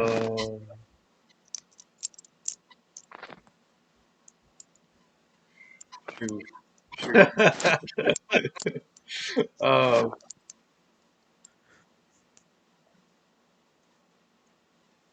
is it the super kick? Nah, I don't I don't know. it's the power bomb. He uses the Yeah, power bomb. yeah. I don't really. You his moves. He sucks And you anyway. have the So nerve, and you have the nerve, and you have the nerve to say he sucks, and you don't even know. Oh my Okay, I'll explain. no. I'll explain. I'll explain. I'll explain why he sucks in a future Um episode. the next episode, yeah, Yeah. let's leave it. like what I said. I'm just me and Lou. We're just gonna be sitting in the side, just eating popcorn, eating something, while you and Gilbert are gonna be fighting it off. Matter of fact, we Uh, should. okay, Okay. okay. This one is to test your recent knowledge, not the old knowledge. Um, what was what were the Shield's top finishing moves when they were together? The Shield's top The finishing Shield. move. Oh yeah, Roman Reign. I forgot who the other dudes were, but Roman Reign. I Seth think and Dean, was it Brooks or something? Yeah, Seth and no, it yeah, was Dean Ambrose. What were yeah, their Dean top Ambrose. finishing moves when they were together?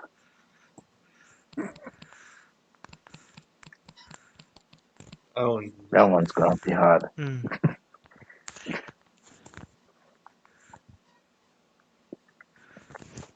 Hmm. If you don't know it, just say. Yeah, that I'm just trying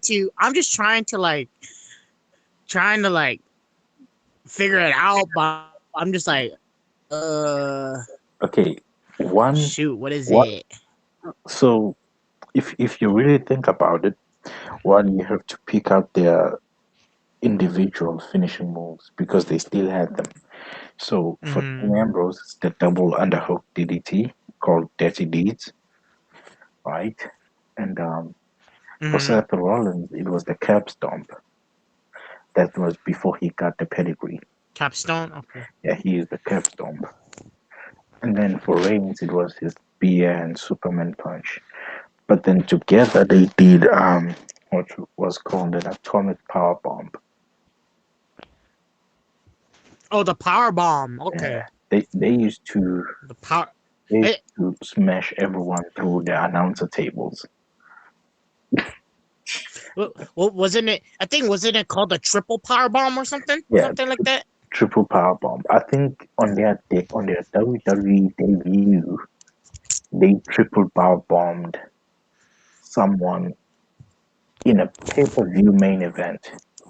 They came in and all they did was just triple power bomb through the announcer table, and they left. Hmm. That's how they were introduced to WWE, which is kind of badass, because they were like the bad guys. and and and plus, just I kind of hate their entrance when like the room goes dark and they're inside and they're beating up whoever they're beating up, and then the light goes out and then they're all gone. It's like what the heck? Yeah, I think they fixed that as time went by making them come out on the on- right where the crowds are sitting. That's where they came Mm-hmm. out later. They came out together right there, and it was a beautiful time, man. Mm-hmm. It was really beautiful time. um, is that so? That's the whole quiz. Let me see if I have any other difficult ones. Let's see. What about Big Show, big guy? If you can Was it tell the? me, I felt like it was the choke slam, but he had his version of the choke slam. yeah, he Um, was very bad at it. His chokeslam was bad, but it was yeah. still a chokeslam. And then there was Mm-hmm. another one that Oh, he used. wasn't it the big? It was like the hand slap or something. He slapped the opponent in the chest. No, that was just a fun move, an in betweener. Oh, okay, never mind. The headbutt. No, that was also another in betweener. Oh Um, shoot. It I don't was know. it was just a punch. Oh, it's the oh shoot. It was the ultimate punch. Shoot. I forgot the Some name. I know what you're something talking like about that. now. Yeah, but he was out there acting like the one punch man, literally. Yeah, yeah. Like whatever punch he hit, it will knock the opponent out. Yeah, that was so crazy. time. Mm, Let me see. I think I have like two more guys, and then okay. I'm done. Okay. Um, who was I thinking about? Do you guys remember Alberto Del Rio? Yeah, I remember him. Alberto Del Rio. Kind not as much. One of the worst wrestlers. I mean, yeah, people would say he's good, but for me, he was one of the worst. Do you think you can try and remember what his finishing move was? Um, Nope. The hint is that it's very famous in the UFC right now. It was made famous by Ronda Rousey in the UFC. armbar. Yeah, imagine, imagine that. Like his main finishing move was the armbar. That's whack. Wow, that is like that. That is just not. That's not impressive at all because that's like an armbar is like it's supposed to That's be like um I won't it's not supposed to be a finisher in wrestling. Like when wrestlers use it, it's mostly just to like wear wear out the opponent, not to actually and finish him. no, So and plus it's mostly, if you look at it, it's mostly a submission too. Yeah, yeah, but I and mean that was the main thing. It was very boring. Okay, this one is going to be extremely difficult. If you can name both finishers of both the Bella twins, Oh snap! I don't know.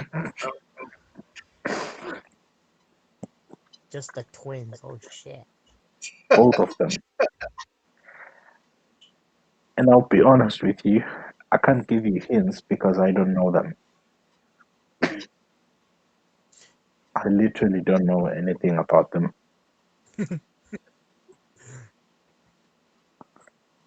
You just It's threw that. crazy how, I I got no answers. yeah, it's really crazy. Like, why is it that we don't know anything and they are so famous, right? And at most Okay. matches I've seen, with the military, you know how when they get they get suplexed on, or they get hit, and they try to throw a punch, they try to throw a hook, but then the opponent always dodges their hooks or something. Yeah, That I always thought that was their super move, because you always see, like, when they get hit by the opponent, all they're trying to do is they're trying to throw a right or left hook, and the opponent already knows. The opponent's like, "Oops, I'm gonna get you, and then I'm gonna like suplex you even more." Like, oh, I thought that was their super move. Like, oh, she got a super move and she failed. Damn it. yeah, they're horrible. I'm done with the quiz, I think. All right. So I was gonna talk about like what do you guys think of the wrestlers dying, like all these legends who are just dying. Not just famous wrestlers, not just legends, but like wrestlers in general. Like your favorite wrestlers and I, I mean, it's sad. It's sad to like it's sad, like, hearing about Umaga, or Umaga. You have Umaga. You have Eddie Eddie. I forgot what his was it. Guerrero. Yeah, Eddie Guerrero. You have him. You have a lot of wrestlers that passed away. It's sad to hear that.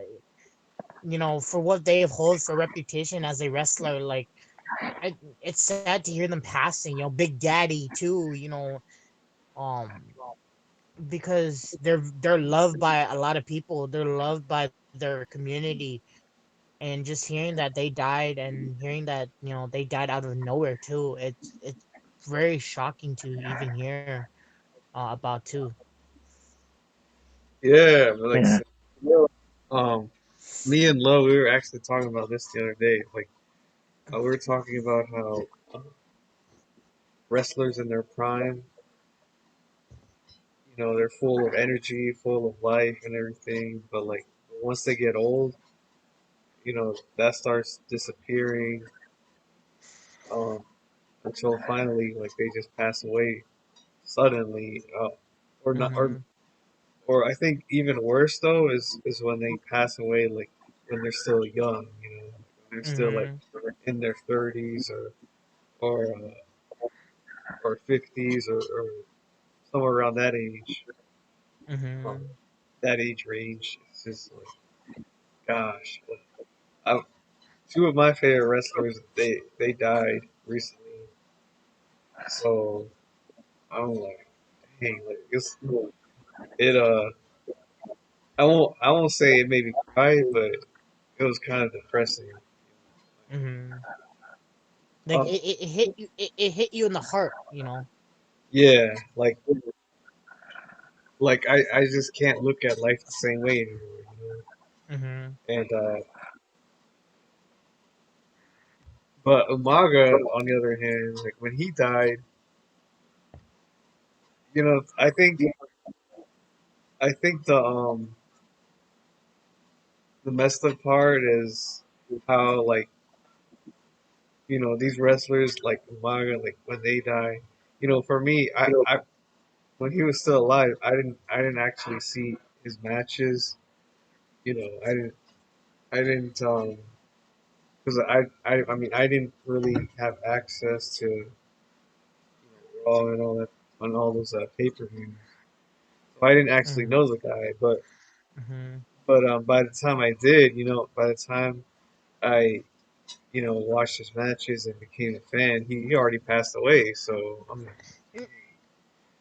like, you can't, like, the opportunity to basically meet him and take pics and all that stuff is gone. Mm-hmm. And and you find out that he's the brother to Rikishi and the uncle to the Uso brothers too. Oh yeah, I did hear they were related. Yeah, how Rikishi and Umaga are brothers. He's the uncle to the Uso brothers. How the Uso are the sons of Rikishi. You know, it's like, damn, that's one big family right there. Yeah, and same with China too. Like when she passed, like Mm-hmm. Yep. that was a that was a huge. I think it devastated WWE. Yep. And I don't know about you guys, but I feel like either she overdosed or she committed suicide because you know I look if you look at her last video entry, like her last, because she used to do vlogs and stuff. Like she said something like she sent a positive message, like saying, talking about self love and all that stuff. And I'll try to send you the link to it. But Yeah. but it's like she was saying her last goodbye, and I'm thinking, you know what? No one actually. I mean, why would anyone do that before? You know, Mm-hmm. like, it just seems kind of suspicious to me. Like, why would anyone post something like that right Mm-hmm. before their death? I mean, what do you think?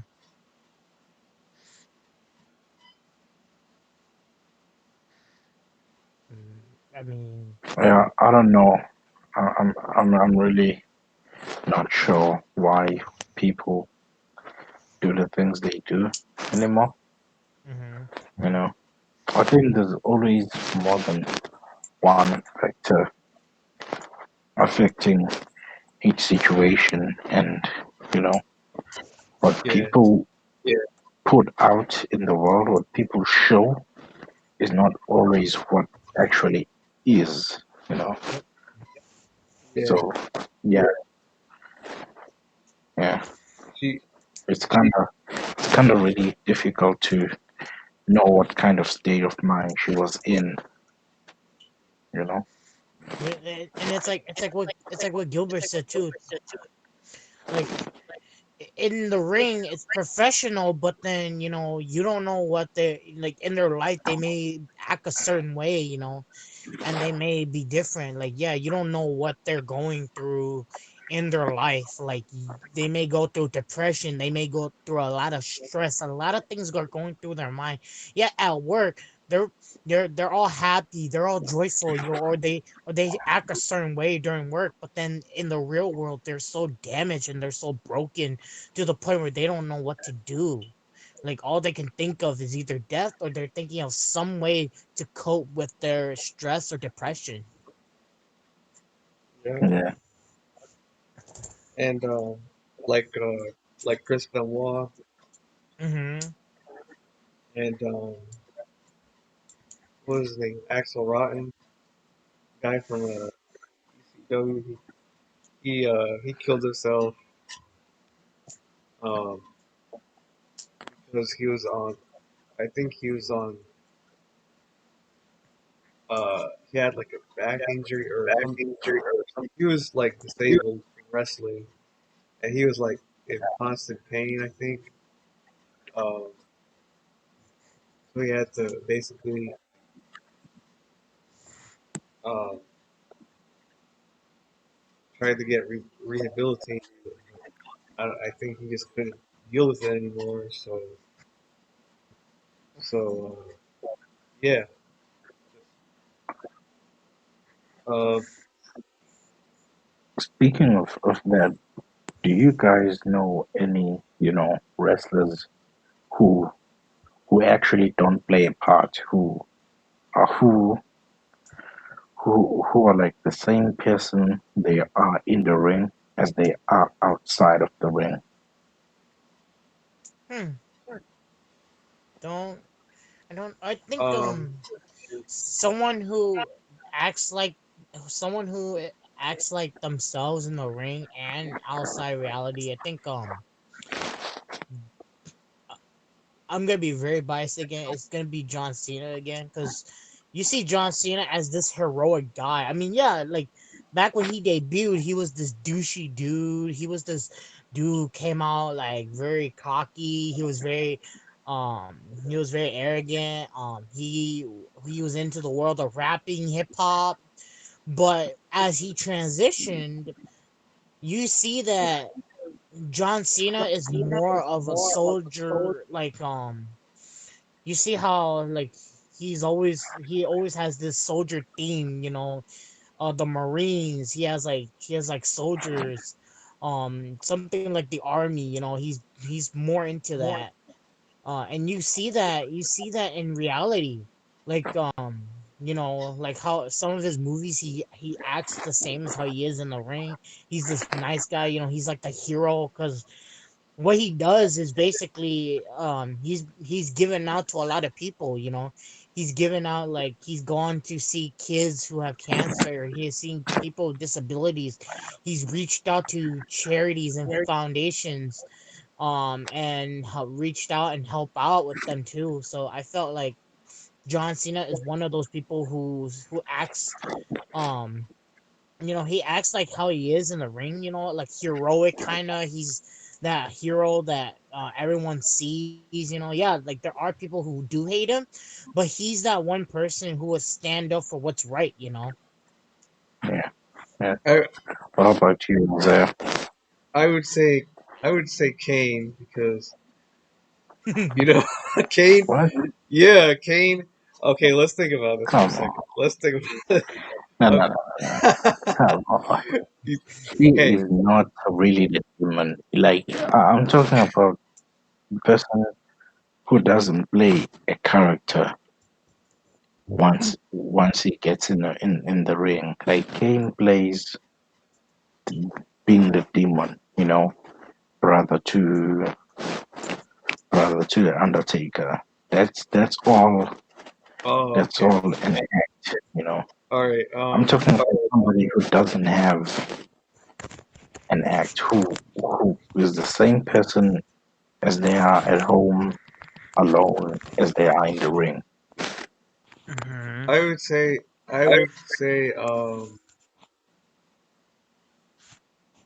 I would say CM Punk because Yeah, he's you look at how he is in the ring and how he is in backstage and is the same person.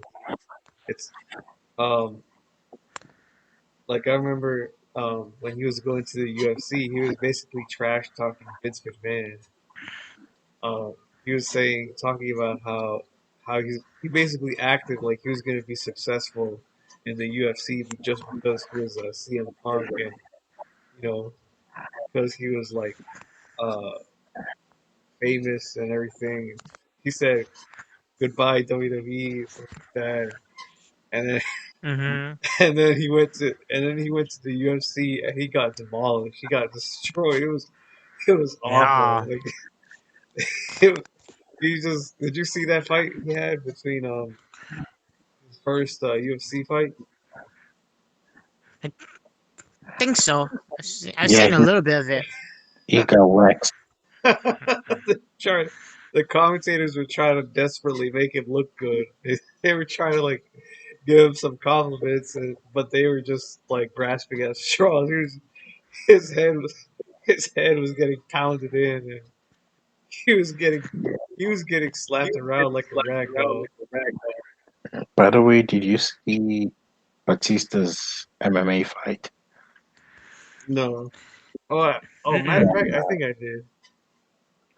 It was so terrible, dude. He won, but it was so terrible. I mean, Like he was like a I think huge wall. He couldn't even move. I think I think one wrestler that went to the UFC or MMA is Brock Lesnar. He, I think I watched a YouTube video. I think there was a YouTube video saying, "Oh, is Brock Lesnar really that good in UFC? You know, is he really that good?" I mean, if he took up wrestling, judo, Brazilian jiu jitsu, he could get through, no doubt he could get through. But if you're, if he's fighting someone who is a brawler, I maybe he could get through, maybe not, because you're gonna get kick, punch in the face, your body. Unless if he can tank it, if he can, then I guess he is good for UFC and MMA. But until then, you know, Wait, I think he won a championship in UFC. really, I'm not too sure, but I think he may have. I don't know. Um, who else? Oh, I think Oh, yeah, he did. He did in 2008. He, oh damn, so he is that good. um, So he is I wouldn't legit then. say no. He's not that good. Okay, like the guys he was fighting back then, which was Okay. mediocre. He is good at wrestling though, like real wrestling, grappling, and all that stuff. Because he did choke out a few good guys. Did Hmm. choke them Hmm. out, and you know he's a hard hitter too. So he is good. He Hmm. is okay. He's just not great. You know, we can't classify him as a great Ah. MMA fighter because like the guys that are heavyweights right now, they will just pick him apart. I mean, he lost to a guy called Alistair Overeem with knee kick, knees to the body. That's all he did. He just Hmm. spammed the knees to the body, and Brock fell just like that. And the last two champions, the last two heavyweight champions, literally wiped the floor with the guy who beat Brock Lesnar in a few seconds. in a few minutes. Mm-hmm. So yeah, he's not that good, but in his time he was okay. Yeah. I think he and Ronda Rousey were okay in terms of Uh, wrestling. as seeing Ronda going into WWE kind of threw me off because I don't see her much as a wrestler, but as a UFC fighter because that's where she got her career started. I mean, she's a brawler mixed with the judo, like mixed with she's basically a wrestler mixed with a UFC fighter. I mean, she could wrestle. I can give her props for that. But the reason why she's able to know how to wrestle is because she took judo, so she knows the ins and outs of submission, and she knows what to do in the ring. But I don't see Ronda Rousey as a Pro wrestler. wrestler.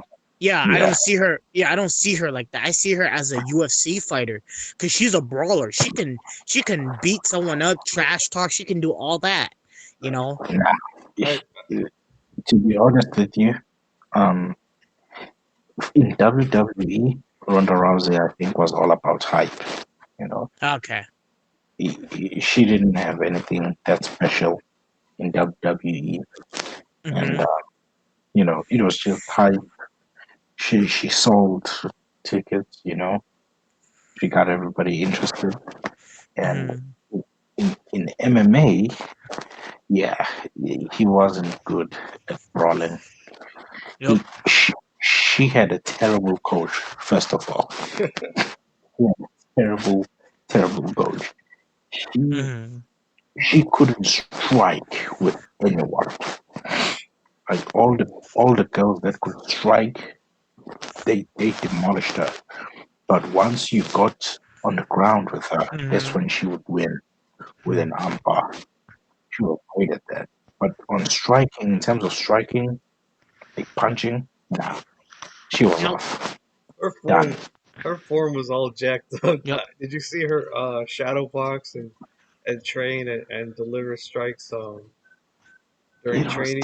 terrible. Her arms her arms were wobbling all Yeah. over the place. It was just And bad. I mean, yeah. and the I coach mean, keeps on saying, I mean, she can She yeah, can like go. she can brawl and stuff, but yeah, like her met her bread and butter are basically just submissions because like what I said, she took judo before she went into UFC. She took judo for some time, so she knows the ins and outs of submission. yeah, She knows how to take people down without effort. yeah, that she's good at, and she's tough at Yeah. that. I saw. But Okay. her coach, I think, was the biggest letdown for her in the UFC. He kept on saying Mhm. head movement, head movement, head movement. You can't tell a person who just got punched 3 times in the face to move their head. Where are they gonna move their head to? No. That person needs to clinch for dear life. Yeah. Um. You you can't say head move. That person needs to clinch, let the fight come down, and then take it to the ground. Yeah. Because Oh, and by the way, I saw her wrestle in WrestleMania. It was awful. It it was just awful. It was not exciting at all. It was just her basically Mhm. just treating it like a typical UFC fight. Um, but you could just tell that she Mhm. just you could just tell it just looked fake. It just was not believable. And and Dana White was there just to watch her get beat up. I think he was in the front row. Um, Yep. It was like, as I said, in WWE, it was just hype with her. Nothing too skillful. yeah. Mhm. All right, Yep. Who? What are some of the most favorite um, female wrestler moments in WWE that you've seen? I would have to say, I mean, there's a lot of them. There's like a ton of them. I could go on and on, but but I would say the best one was when Paul Bearer um announced uh Kane was coming. Like, remember, the Undertaker, he and during the Attitude Era, they're having an argument, and the Undertaker is about to beat him up, and then all of a sudden, like, Paul Bearer, he panics, he doesn't know what to do, and then he just starts wailing like, Kane is coming, Kane is coming, Undertaker, your brother Kane is coming, and Now I'm stuff talking like that. about female wrestler moments. Oh, female wrestler moves.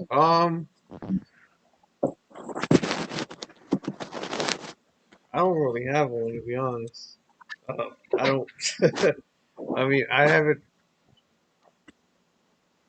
don't remember. I haven't watched many female wrestlers, so I don't really have one. Oh, I think I have one. Okay, um one favorite female wrestler was like when I don't know if you saw this, but China and Mark Henry, I think they had a feud or something, and basically he was making her mad. So so she threatened to display the footage of him um doing something nasty on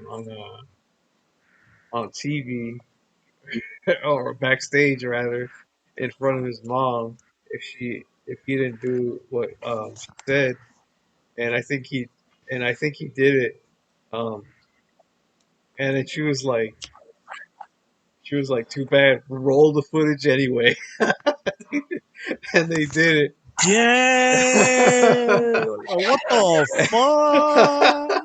Are you serious? Yeah, yeah, You're and you're so she's basically blackmailing him and then basically just saying, "Oh fuck it, like I'm just gonna put it anyways." yeah, and it showed and it showed. I think it's implied that he was jacking off, like he was jacking off. He was like he was like, ooh, ooh, like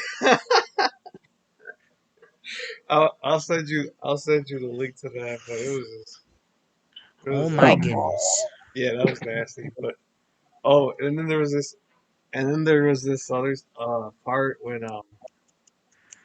I think it was Tori Wilson's debut um in WWE with Vince McMahon. So at first,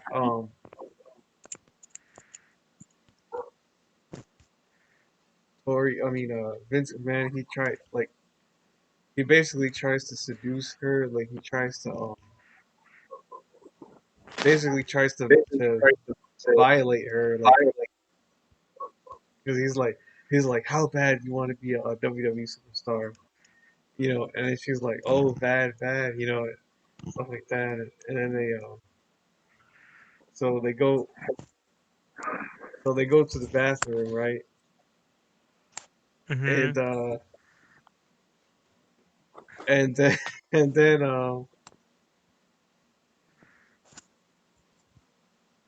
and it's implied that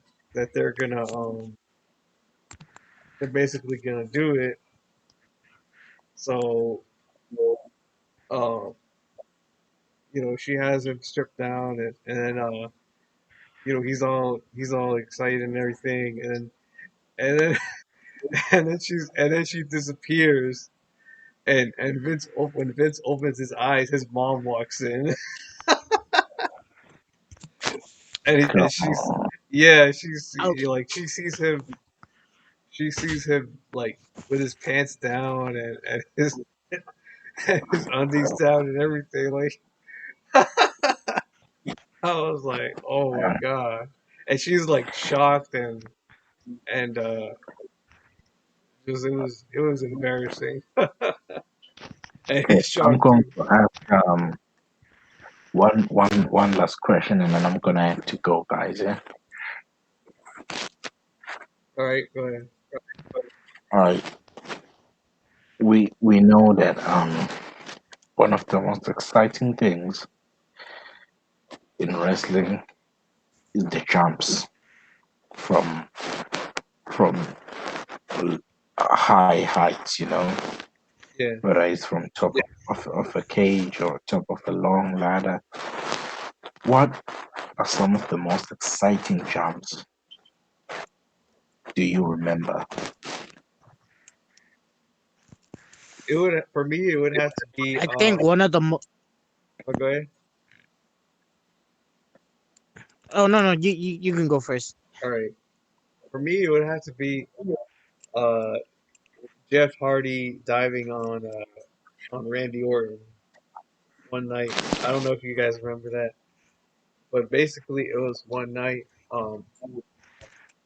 during a match in SmackDown. I think they th- this was a heated brawl. They went all the way to the platform to a platform in near the entrance, and Jeff Hardy he climbs like over 30 feet high. I think like really high, like 20 feet up on the on this other platform. Like it was like a scaffold. He climbs all the way up there, and then he's like, oh, and then he does the swanton bomb off of that and dives on just splashes on Randy Orton, just boom, and both of them like they were just out cold, like they were just like broken, just shattered, you know. Like, they were both out, like they both had to be carried on stretchers, like because they had to go to the hospital because they were just out, like that's how bad it was. Mhm. That was a nice one, eh? Damn. Uh, That was brutal. for for me, my favorite will have to be the time Shawn Michaels fought Undertaker. It's that I think it was their first or second fight. I forgot, but Shawn Michaels tried to do his infamous black backflip jump, which triggered Undertaker to do the tombstone. But it showed that Shawn Michaels, he was ready for anything. Like even trying to do that ultimate move, like it, it caught him off guard. It caught Undertaker off guard, but yet Undertaker still caught him, did the tombstone, got the finishing win that he needed. But that was very like daredevil because you don't see that often unless it's a wrestler that has done it before. But like with Shawn Michaels doing it, like damn, and he's kind of old too. To be honest, like seeing him that built, able to jump off backwards Yeah, really, it really got me. And another one I remember is John Cena doing his knuckle shuffle. So I think I saw it. He was going against someone. I forgot who he went against, but he did it to this one opponent where he got up the ring, and he's like he's doing his thing. He's like, you can't see me. And he jumps off and he does the knuckle shuffle, and I'm like, that's the highest knuckle shuffle I've ever received. Like, the knuckle shuffle you will see, he will just straight up just go get in your face while you're on the ground, and he just slips down, knuckle shuffle. But on this side, he did it on the top wire, and he jumps out. I'm like, damn, you must have some stamina or something just to jump off and hit him quickly before you get up. Like, ooh. yeah, yeah. Hmm. For me, For me, one that I will always remember, and I think I'll always remember it because it's when I was watching wrestling the most. It was when Shane McMahon returned and asked for his job back on Raw. I think he wanted to be in charge of Raw. What happened was Vince said if he can beat the Undertaker, then he can get his job back. Mhm. And Shane McMahon in that fight against the Undertaker at Hell in a Cell, he did everything he could do to put the Undertaker away. He tried every single thing, every single move that he could have done. Mhm. It failed. So he went outside. You know that most of the cage matches, if you go outside, you win. But Hell in a Mhm. Cell is completely closed, right? Sealed all the way around. So they went outside, and he laid the Undertaker on the table, on the announcer table, and he went up the Hell in a Cell cage, and he jumped from there to hit the Undertaker, and the Undertaker just moved out the way Mhm. Oh and he man. smashed the announcer table, and I was like, "Yo, that that for me will always be one of the most beautiful jumps in WWE in wrestling." And then I learned after that that Shane McMahon is known for jumping on Mhm. high on high on big heights. He once jumped like on the entrance. He once climbed one of those towers and jumped from there. And then I was like, yo, this guy's really doing everything for his father's company, huh? Yeah, Shane is not someone you want to underestimate because like he might not be the best. Like he sucks. I think he sucks. Like skill wise, he's just not talent. Like you could tell, like he's just an amateur when it comes to wrestling. Like he doesn't know. Um, he doesn't know. Like he's not like he's not a technical wrestler like Kurt Angle or like Kane or somebody of that caliber. Yeah, But still though, like he's he's willing to risk everything, like doing dives like that and just using just doing anything to win. And yeah, Mhm. all right, guys. Thanks for having me today. Mhm. I had fun. all right. I'm asleep now. Mhm. Okay. Well, yeah, I think that pretty much wraps up this podcast. I think we've covered everything that we wanted to cover. So, anything else you wanted to add before we close this? Yep. Uh, Y'all good? yeah, I'm good. Okay. Yeah, I'm good. All right. So, Yeah. thanks for watching. Thanks for watching this podcast. Like this video, subscribe to my channel, comment, share this video, and I'll see you next week or whenever. Smash that like button.